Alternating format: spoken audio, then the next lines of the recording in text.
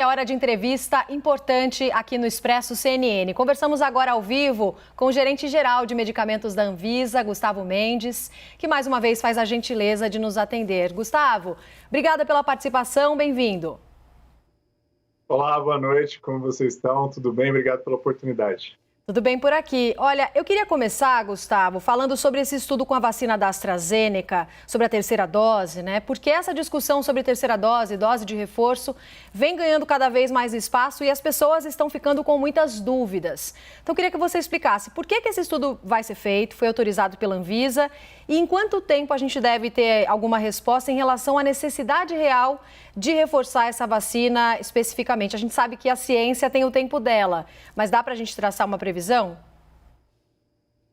Na verdade, a discussão de terceira dose já vem acontecendo há algum tempo, e não só no Brasil, em outros países.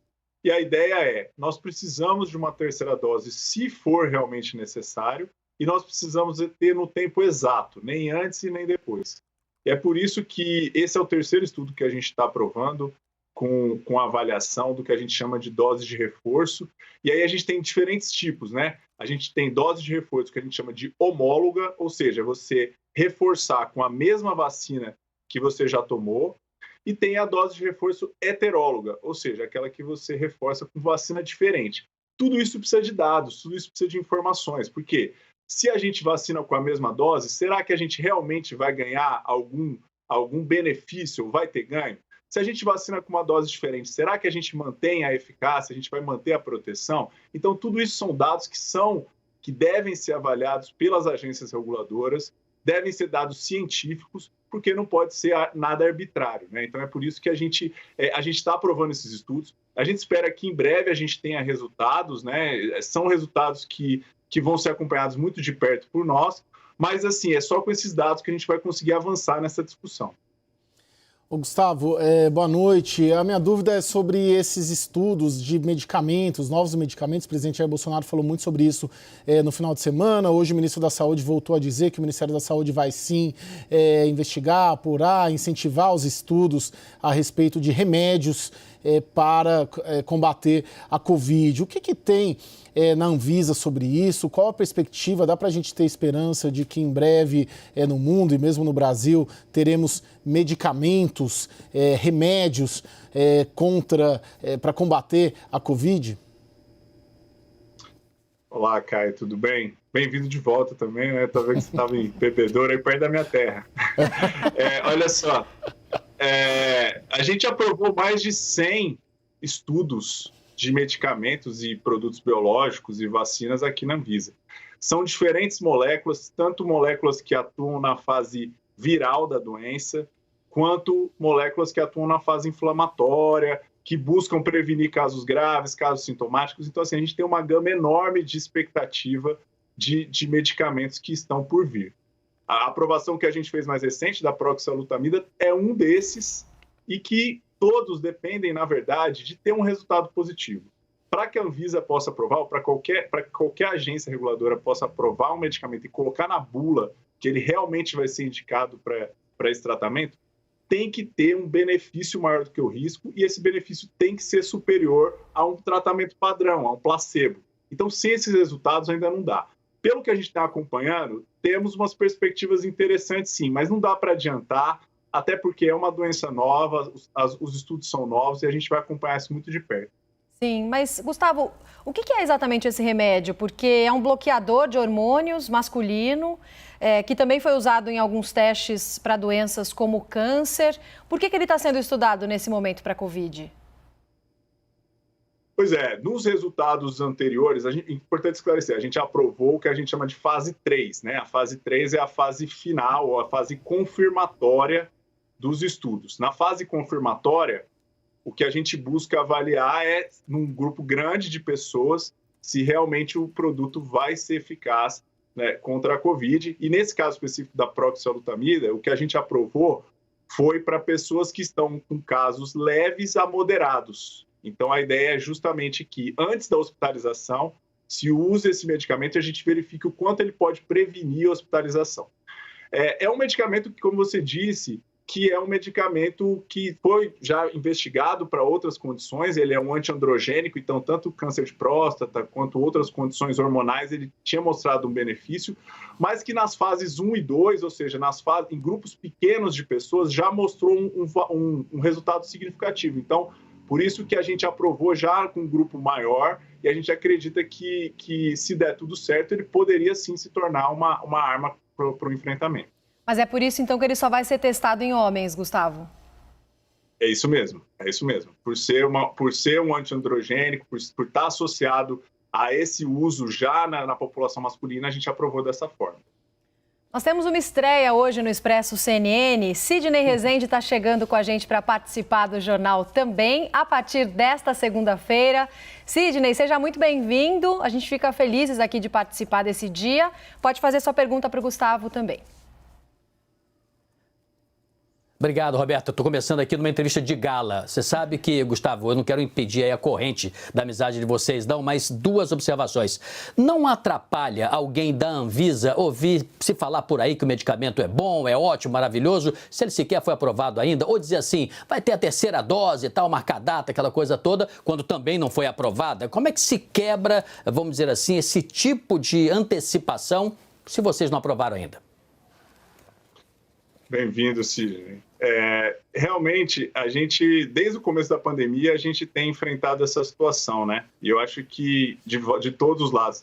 Eu vim aqui uma vez, há um tempo atrás, e falei que a gente estava apanhando de todos os lados, né? E isso é verdade. A gente, quando eu digo apanhar, significa que a Anvisa precisa manter a sua postura técnica, que é só realmente aprovar alguma coisa que mostre segurança e eficácia. A maneira que a gente tem buscado enfrentar tudo isso é sendo muito transparente sobre o que a gente tem e o que a gente não tem. Quais são os dados que existem e quais são os dados que não existem, né? Então, é sempre um desafio, mas eu acredito que a gente mantendo a postura técnica, a gente consegue superar. Sim. Agora, Gustavo, como é que foi escolhido? A gente estava falando sobre essa pesquisa em relação à 3ª dose da AstraZeneca. Como é que foi selecionado esse grupo de voluntários para estudar a 3ª dose? Imagino que um grupo aí que não esteja exposto, não tenha comorbidades, não tenha maiores riscos para conseguir fazer esse teste também, assim como foi das 2 doses normais, é isso? É isso mesmo. Na verdade, o grande limitador aí para estudar essa 3ª dose, no caso da AstraZeneca, é o intervalo de tempo desde da 2ª dose. Porque o foco agora é verificar no prazo de 1 ano. E aí, as pessoas que já têm 1 ano da 2ª dose aqui no Brasil são as pessoas que participaram dos estudos lá no começo, né? Porque a vacinação efetiva com a AstraZeneca aqui no Brasil começou em janeiro. Então, para recrutar as pessoas, a gente vai precisar se remeter às pessoas que participaram dos estudos. Então, o grupo é mais ou menos aquele grupo dos estudos. Mas, na verdade, a gente quer investigar pessoas com 1 ano de vacinação, independente dessas questões todas. A gente vai precisar das respostas para todos esses grupos para poder decidir, olha, realmente vamos nos vacinar com um intervalo de 1 ano ou não, com essa vacina ou com uma vacina diferente. Caio? Gustavo, eu imagino que seja difícil responder isso, não sei se a ciência já nos dá uma luz sobre isso, mas a tendência seria, para a Covid, uma convivência de remédio com vacina? É isso que a gente deve assistir nos próximos anos em relação a essa doença em específico? Pois é, a pergunta é de 1 milhão, viu? Já me perguntaram isso e realmente é sempre desafiador, porque é tudo muito novo, né? A gente ainda está construindo muito do conhecimento. Muita gente tem dito, ainda sem dados, que a gente teria a Covid como se fosse a gripe, né? Que atualiza cepas todo ano de vacina e que a gente se vacina todos os anos, mas ainda não dá para afirmar isso. A gente não sabe, por exemplo, com uma vacinação expressiva da nossa população, e a gente ainda tem um grupo reduzido de pessoas que se vacinaram, mas se aumentar a vacinação, será que a gente não consegue banir os casos graves e casos sintomáticos e aí nem precisar de outras vacinações? Então, é por isso que a ciência precisa desses dados para a gente chegar a essa conclusão. Os medicamentos são importantíssimos, né? Assim, se a gente achar medicamentos que vão realmente funcionar, vai ajudar a enfrentar mais rápido isso. Mas não sabemos ainda se vamos conviver, quanto tempo vamos conviver com essa doença, né? Isso a gente está aprendendo ainda. Sidney? Gustavo, o que se diz é a eventual possibilidade de uma terceira dose no ano que vem. Janeiro em diante, portanto. Temos o segundo semestre pela frente. Quando é que você acha que nós teremos estudos aí? Em quanto tempo para a gente pisar no chão de uma maneira mais segura? Ainda esse ano? A expectativa é que sim, né? A gente não costuma se comprometer com os prazos da ciência, até porque são fatores que não são controlados pela Anvisa, né? O início dos estudos, o recrutamento das pessoas, os resultados efetivos, tudo isso são informações que dependem de fatores alheios a gente. Mas a expectativa, sim, que ao longo desse semestre a gente já tenha resultados que possam subsidiar as ações para o próximo ano, né? E é bom a gente já estar preparado para o próximo ano, não só na questão logística, mas na questão, né, de aquisição e de saber qual vacina vai poder ser aplicada para a gente enfrentar com muita certeza o que virá. Mas nesse sentido, Gustavo, São Paulo anunciou hoje vacinação anual. A partir, na verdade, de janeiro, um novo ciclo de vacinação para ser feito contra a Covid-19, o estado de São Paulo. É nessa linha que você acredita que a gente vai precisar fazer a renovação? E uma outra pergunta, a Coronavac, por exemplo, tem aprovação emergencial. Se precisar ser feita a vacinação em janeiro, nos outros anos também, ela precisaria fazer o registro definitivo. Nessa questão da autorização de uso emergencial, a gente vincula a enquanto estiver a situação de pandemia. Então, a validade da autorização de uso emergencial vai estar válida se a pandemia durar até lá. Se a pandemia não durar, que é a esperança, mas a gente ainda não tem certeza, a Coronavac vai ter que mudar para um registro definitivo. A decisão de fazer uma vacinação anual ainda é uma decisão que tem que ser discutida com a Anvisa sobre qual vacina vai poder ser utilizada, qual é o tempo correto, né? Porque justamente é o que eu disse.